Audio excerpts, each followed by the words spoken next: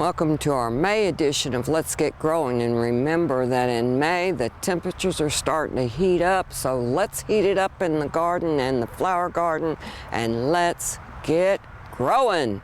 Well, in May we've got a lot of vegetables that can still be planted, and you can add beets and squash to that list now, and peppers. There's some that you'll have to remove, so look at the list on the screen and follow it.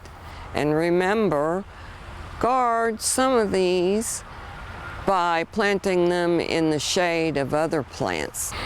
Now, there's plenty of things to plant.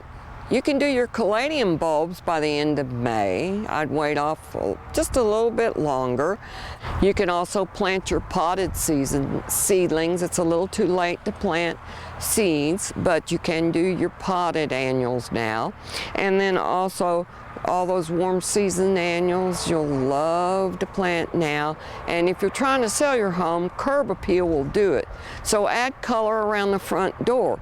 You're going to watch for every kind of pest on all your plants because this is their time.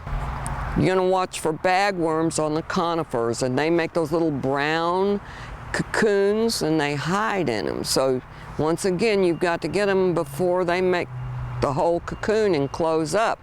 Once again, Bacillus thuringiensis, dipel or attack. Spray it all over because they've got to eat it in order to cause their demise, and it's a fungus, so it's not going to hurt anything but worms. We want to watch for fungus on our roses, and if you saw that last month, you probably have already started a regular routine of fungicidal spray. Mildew on the crepe myrtles.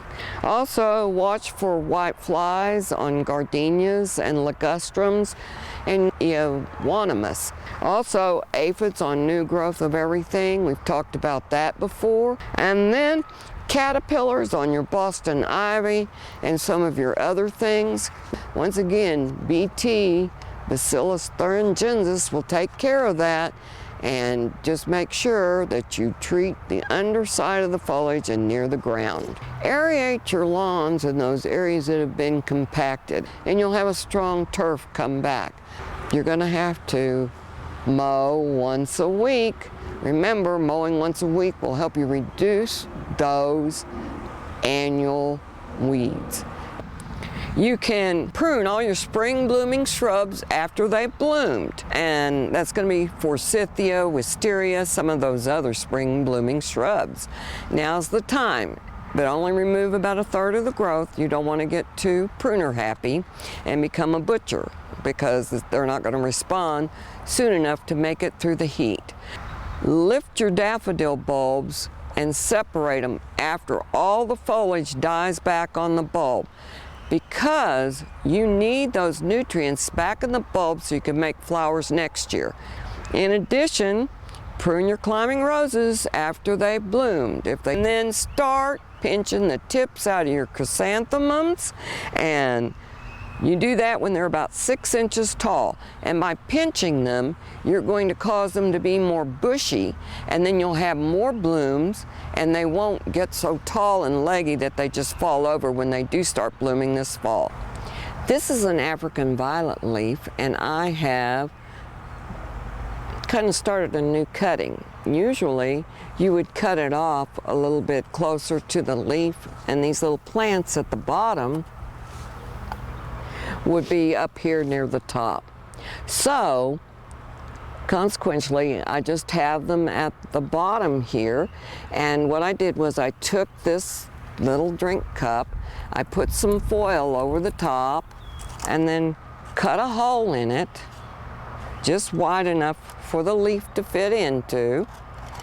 And you would, like I said, we'll remove the foil.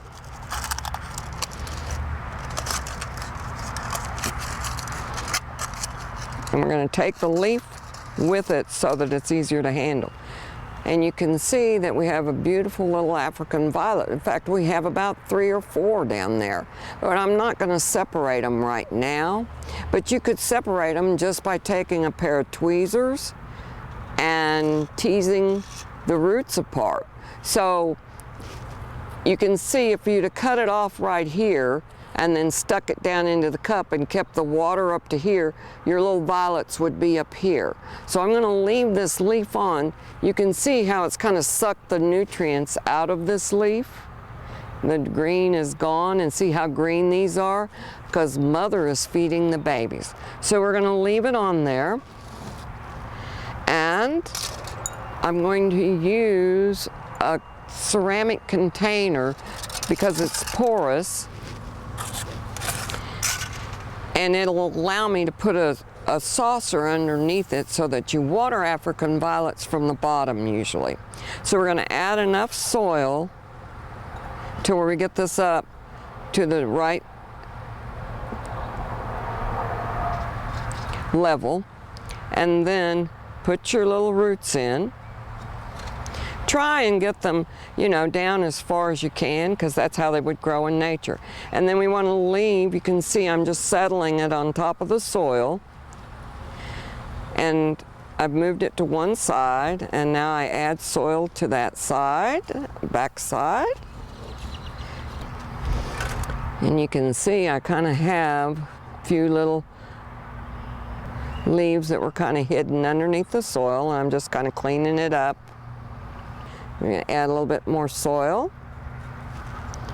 and I can get in a little bit closer. It's not rocket science, and you too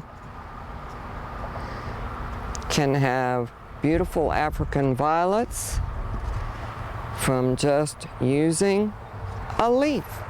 Now I'm going to get a little stake and use it to just hold this up.